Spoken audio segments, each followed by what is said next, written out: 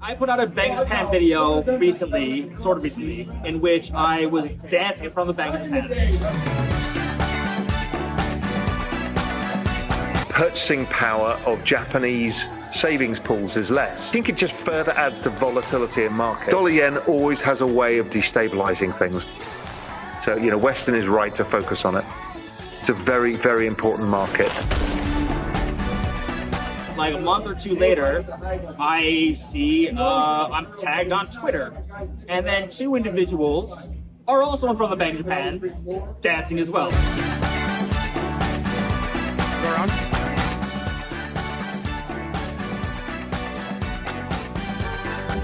These are those two individuals who showed up today at the Television Tokyo meetup. I want to ask you something, both of you something, and then you can ask me whatever you want. What inspired you to actually go to the Bank of Japan physically and go find a location where I did that and then do what I did, which I thought was the greatest thing ever.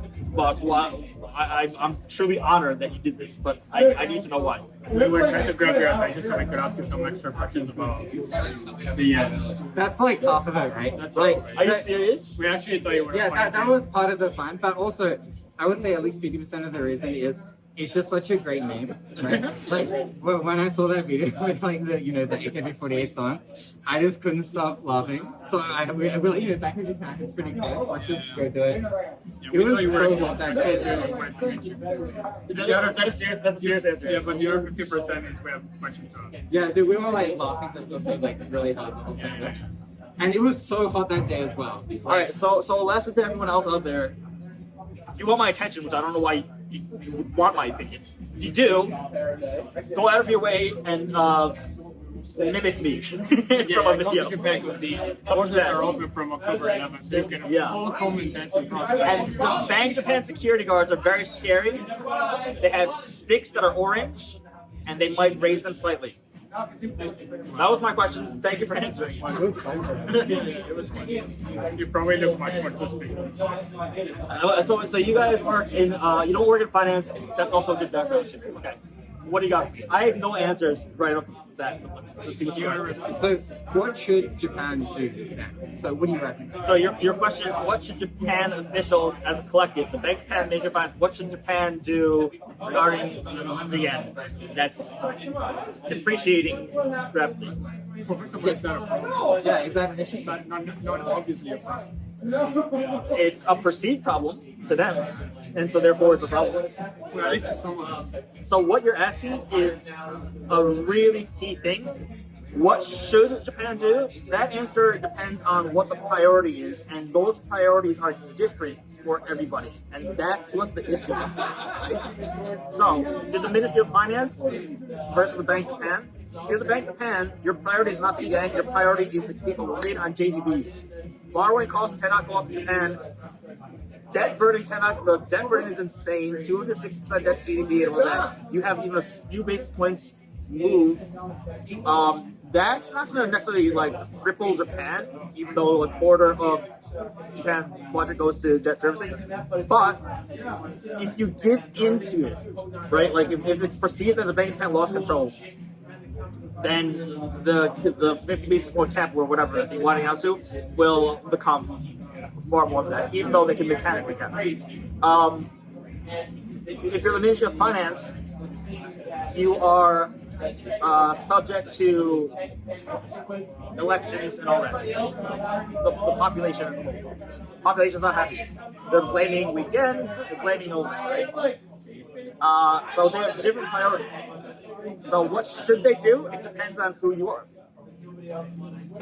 I think that it doesn't matter what I think that what they should do. I think that what the Ministry of Finance is doing with that yen intervention at the same day that the BOJ capped yields once again with their policy meeting, and you can't do both, right? You either support the JGB market or the yen. You can't do both at the same time.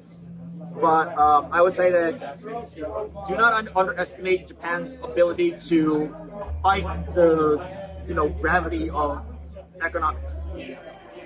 Like, technically, you're not able to support the rates market as well as the yen, the currency market.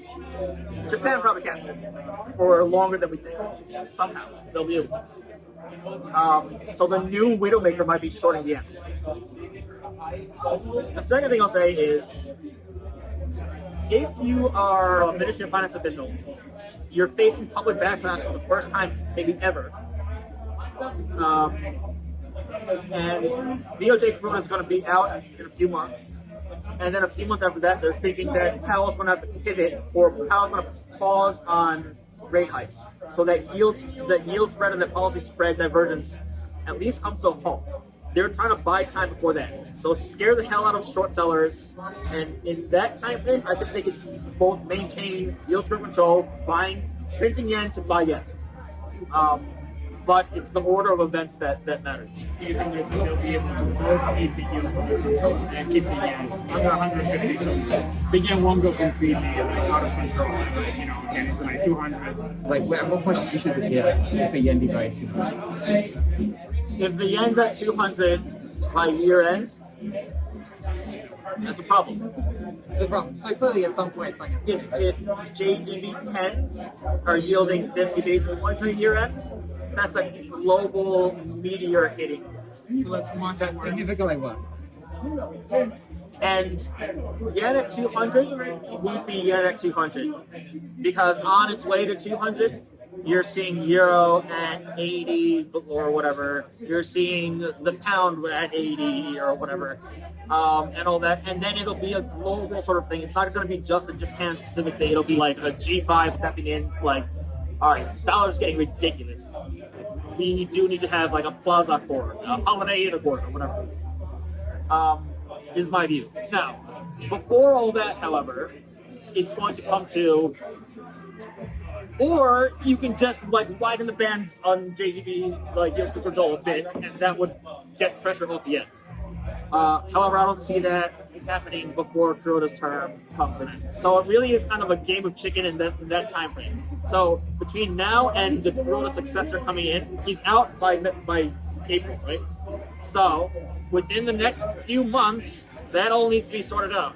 And there's going to be significant volatility within that sorting out process. So yen at current levels of low 140s makes no sense. Yen either belongs at 150, 160 plus, or 120 and below. This is like undecided purgatory land of like policy uncertainty and like outcome uncertainty. Doesn't belong here. But I think that shorting the yen might become the new little bit of trade, because people have accepted that like shorting JGBs at the bottom, at the floor, is not a good idea. Ministry of Finance has shown people don't fuck with the Ministry of Finance either. So, what do you guys think? It kind of leads me to my next question here, because one of the things that obviously there's different scenarios that can play out. People are really concerned about like inflation right now, but things could look very different like in 6 months or even less, right? Next week. That could be one of the, because one of the things that could happen is that the Fed will have to do one. Well, that's what the Ministry of Finance and DOJ is betting on. So we live in Japan, and if the S&P 500 recovers at some point, and the yen also recovers, how can we participate in the risk-on rally in USD and benefit in yen? That's my question. Makes sense. I'm not sure if I phrased that correctly. Yep. What you're saying is, year to date, and you're totally right about this. So year to date, so not everybody is getting killed in 60-40 of being long SPX and being long US Treasuries. The Japanese investor year to date, if you went currency unhedged, you're flat on SPX and you are up maybe 8% on US Treasuries because the currency worked in your favor. So there are 60-40 long US asset portfolios out there that are positive on here. Some of the Japanese friends think that the market is doing really well. Exactly. So that's very funny. Which means that there are sellers still to come. There are people that can still see themselves coming into the red and away from selling unexpected. Oh, SPX is down like 70%. Everyone was sold. No, not yet. Not the people that have yet to go into the red. Depending on what the currency is doing.